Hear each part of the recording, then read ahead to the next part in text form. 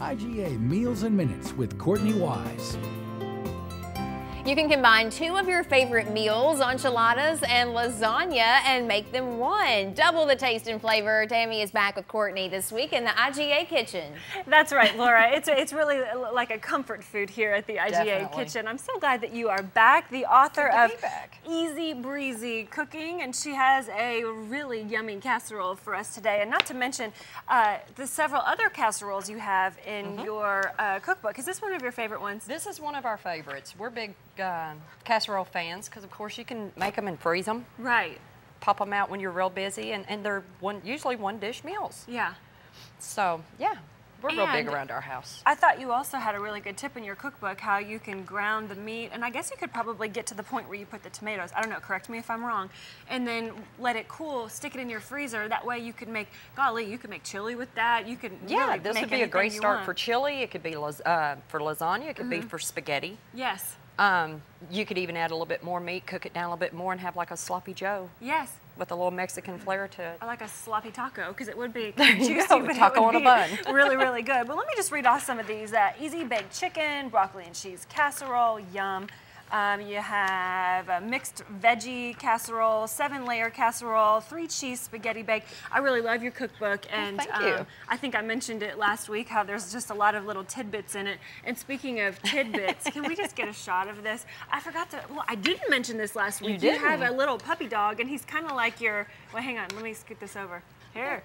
Can you see? Tidbit just kind of gives you tidbits along the way to help you out. And, It's kind of funny. she hangs out in the kitchen with me a lot anyway. She's I kind of like said my he, little it's a she. my little test taster. Yes, I love it. Well, this book you can get at easybreezycooking.com. Exactly. Right? Okay, Tammy, so what do we do? What are the ingredients that we have to put in that pan? Okay, what I've got going on here is about 1.5 pounds of ground chuck. And I cook that with just a whole medium onion chopped up. Yes, you have to and have a clove of garlic minced. Okay. You just cook that till it browns, and then you want to drain it off. Once you do that, you just want to add 1 can of stewed tomatoes and 1 can of the enchilada sauce. Well, and earlier when we were talking, you know, we really want to try to make cooking easy and creative for you. Easy breezy. So take what you have. Yeah. One time you said you didn't have these stewed tomatoes and you used, what was it? I've used fire roasted tomatoes that Okay. I had. I've used diced tomatoes. I've even used tomato puree. Yeah. You know. You can definitely just use what you have in the kitchen, but obviously follow the recipe maybe the first time just to make sure you get it right, Yeah. especially if you're having So company. you know what it's supposed to taste like before you start taking or Yes. adding or whatever. Well, you have to let this sit for a few minutes to kind of thicken up a little bit, right? Yeah, you want it to cook down about 20 minutes. Okay. Just until it starts getting, you know. Kind of like that. Kinda Kind of like the way it looks. Okay, well, the studio smells really good. What we're going to do is kind of let this sit for a minute because we do want it to get a little bit thicker. And then we're going to start layering this enchilada lasagna. So it's going to be a lot of fun, and we hope you stick around for it. Don't go away.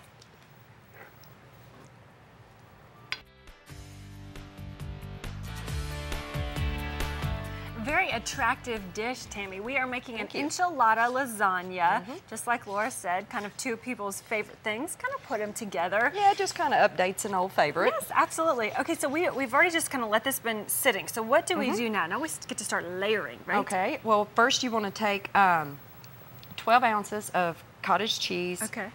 If you like ricotta, use ricotta. You know, that's the beauty of cooking. You make it the way you want it. Use what you have. You want to beat in 1 egg to that. And then once you get all that done, you want to take your 9 by 13 pan, grease it up, you know. Okay. You want to pour half of your meat mixture in here. Okay. Kind of give it a base.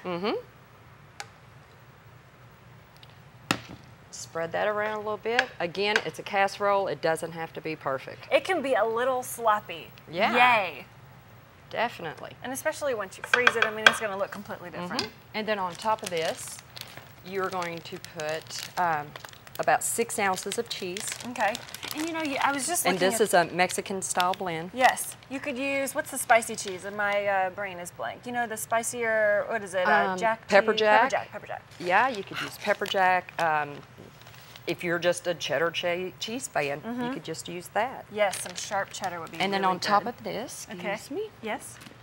you want to take 8-inch burritos. You're gonna need 4 of them. And these are the one, or 8-inch tortillas. These are the ones like you use for burritos. Okay. Just cut them in half, and you're just gonna lay those right on top of your cheese. You know what, Tammy, I noticed when I was cutting into this to get this little serving over here that's gonna be mine, it's easy to cut into.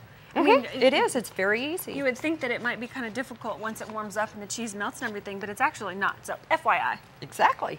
Then you're gonna add half your cottage cheese mixture on top of that. Oh, that makes it so creamy, I love it. Yeah, that's part of the good stuff. Okay.